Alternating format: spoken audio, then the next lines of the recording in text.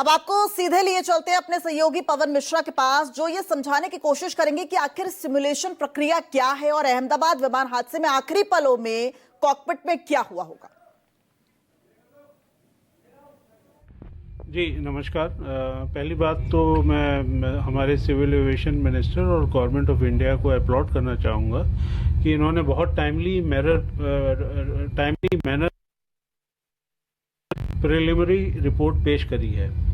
अब इस रिपोर्ट को मैं इस तरीके से कहना चाहूँगा कि इसको हम फैक्ट फाइंडिंग रिपोर्ट बोल सकते हैं, क्योंकि इसमें वो चीज़ें आई हैं सामने। कॉकपिट वॉइस रिकॉर्डर, जो कि दोनों पायलट के बीच में क्या कन्वर्सेशन हुआ वो रिकॉर्ड हुआ है, वो सामने आया है। और DFDR जो होता है उसमें इंजन के पैरामीटर्स, कौन सा स्विच किस तरीके से काम कर रहा था उस समय, किस पोजीशन में था, वो सब चीज़ें आई हैं सामने। और तो बेसिकली एक तरीके से फैक्ट फाइंडिंग रिपोर्ट बोल सकते हैं इसको। सर, फैक्ट फाइंडिंग रिपोर्ट की जैसे कि अब आप बात कर रहे हैं, तो सर हमारे दर्शकों को जरा बताइए कि अगर टेक ऑफ होता है तो क्या होता है, और वो जो पायलट और को पायलट के बीच में जो बातचीत हुई थी।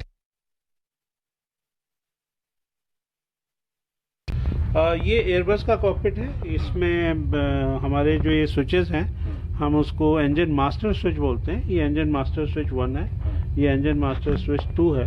बोइंग में इसी प्रकार से फ्यूल शट ऑफ स्विच होते हैं। जैसे सर ये on, ji ji ji ji on हो गया। जी, इसको बेसिकली हमें क्या करना है कि ये सेफ्टी प्रोवाइडेड होते हैं, इसमें सेफ्टी मैकेनिज्म होता है। अगर आप देखें, मैं इसको पुश करने की कोशिश करूंगा तो सीधी तरीके से ये ऑफ नहीं होगा। तो अगर पूरी तरीके से दिखाएं, अगर हम टेक ऑफ करते हैं करके दिखाइए सर। वो मैं दिखा देता हूँ। हाँ। पर ऑफ कर देंगे तो इंजन शट ऑफ हो जाएगा। फिर उसको वापस जैसे हम शुरुआत में जैसे हमारी पूरी चेकिंग हो गई, कई सारी बातें आई थी कि पायलट को सोने नहीं दिया गया, थकान थी, वो सब सारी रिपोर्ट तो सब सामने आ गई। अगर हम पायलट और को पायलट हैं और हम पूरी तरह से तैयार हैं टेक ऑफ करने के लिए, तब उसका थोड़ा विस्तार से बताइए सर। ठीक।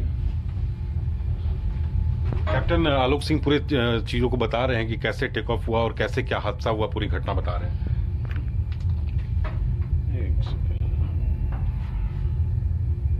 ओके, तो हमारा ये एयरक्राफ्ट पूरी तरीके से रनवे सेंट्रल लाइन पे टेक ऑफ के लिए तैयार है। अब आप देखिए कि रनवे पे जो एयरक्राफ्ट है वो आप पूरी तरह से टेक ऑफ के लिए तैयार है। आगे क्या प्रक्रिया दिखा रहे हैं आपको? और हमारे सारे इंजन पैरामीटर्स जो हैं ग्रीन के अंदर नजर पैरामीटर्स हैं दोनों स्क्रीन पे।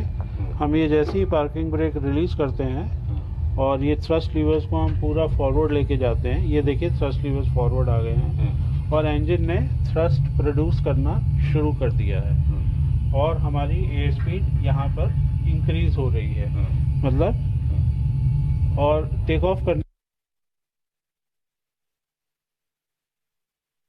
इस एयरक्राफ्ट ने प्राप्त करी थी, जो कि टेक ऑफ करने के लिए पर्याप्त थी। तो इसका मतलब ये होता है कि उस समय तक सारे के सारे थ्रस्ट लीवर्स जो हैं प्रॉपर थ्रस्ट प्रोड्यूस कर रहे थे।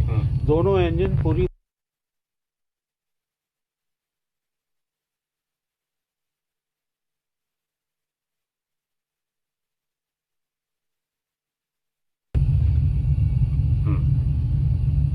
और अभी तक हमारे सारे इंजन पैरामीटर्स फुल नॉर्मल हैं, ग्रीन है। अब यहाँ पर हमने जैसे टेक ऑफ किया, अब टेक ऑफ होने के बाद हमारा एयरक्राफ्ट जो है वो क्लाइंब करना शुरू कर दिया है।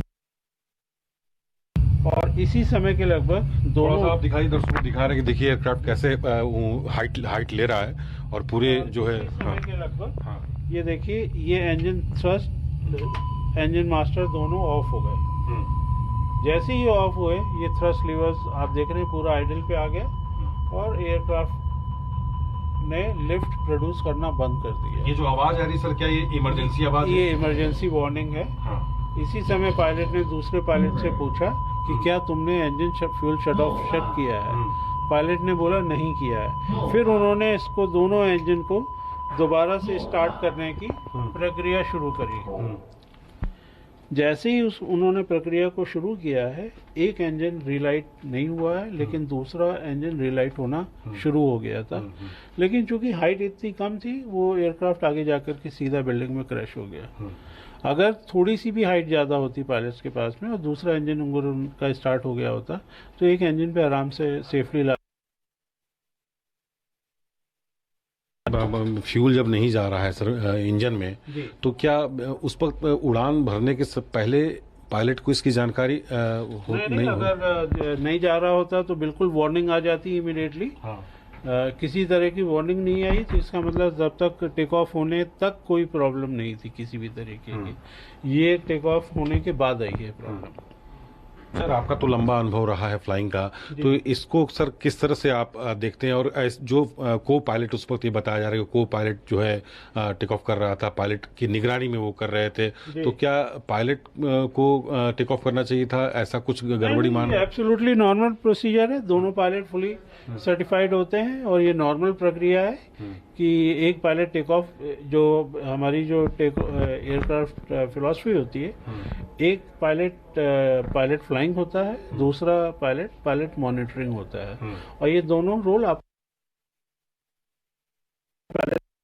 पूरी तरीके से क्वालिफाइड होते हैं। आमतौर पर सर हम अगर 4 व्हीलर चलाते हैं तो वहाँ हमें दिखाई पड़ता है कि तेल है, पेट्रोल है, मार्किंग पता चलती है, तो इससे क्या पायलट को इस बात की जानकारी नहीं मिली कि क्या फ्यूल बंद है या इंजन में कुछ गड़बड़ी हो सकती है? इस तरह नहीं, हमारे सामने सारे पैरामीटर्स होते हैं। जैसे मैं इस फ्यूल पेज पे जाता हूँ तो मुझे क्लियर कट नजर आ रहा है कि हमारे पास टोटल कितना फ्यूल है और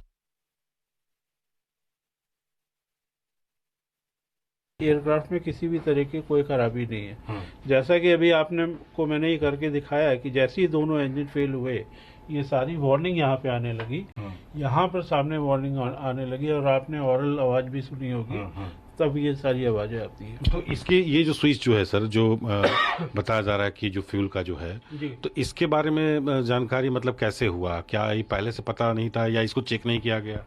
नहीं, अगर ये तो ऑब्वियसली टेक ऑफ के समय ऑन थे, अदरवाइज तो एयरक्राफ्ट इसके बगैर तो स्टार्ट भी नहीं हो सकता। तो टेक ऑफ के समय तो बिल्कुल ऑन थे। तो अब इसीलिए बोला जा रहा है कि अब आगे जांच से पता चलेगा कि ये इंटेंशनल पायलट एरर था या टेक्निकल मेल फंक्शन हुआ है, तो ये तो जांच में सामने। इस रिपोर्ट को कैसे आप देख रहे हैं सर? ये एक बहुत बड़ा कदम है और एक फेयर इन्वेस्टिगेशन की ओर इंडिकेट करता है और हम आशा करते हैं कि बहुत जल्दी फाइनल रिपोर्ट आएगी। सर आप भविष्य को देखते हुए सर कि इस तरह का हादसा ना हो, क्या ये भी एक सबक है सर? बिल्कुल, पहले तो ये रिपोर्ट आएगी, रिपोर्ट आने के बाद इसके कारणों को निर्धारित किया जाएगा कि क्या कारण रहे इस दुर्घटना के। और एविएशन में तो हमेशा से ऐसा होता है कि जब भी कोई इस तरह की घटना होती है तो पूरा जो एविएशन वर्ल्ड है वो इस तरह के सेफ्टी मेजर्स अडॉप्ट करता है कि उस तरह की घटना कभी भी दोबारा रिपीट ना हो। ये तो हमारा इतिहास चला आ रहा है। कैप्टन आलोक सिंह थे हमारे साथ बात करने के लिए, जिन्होंने पूरी विस्तार से बताया कि क्या क्या चीज़ें हुई थी और क्या क्या उस वक्त जो है बातचीत के दौरान क्या घटना हुआ था। हालांकि इस रिपोर्ट को ये फाइनल अभी नहीं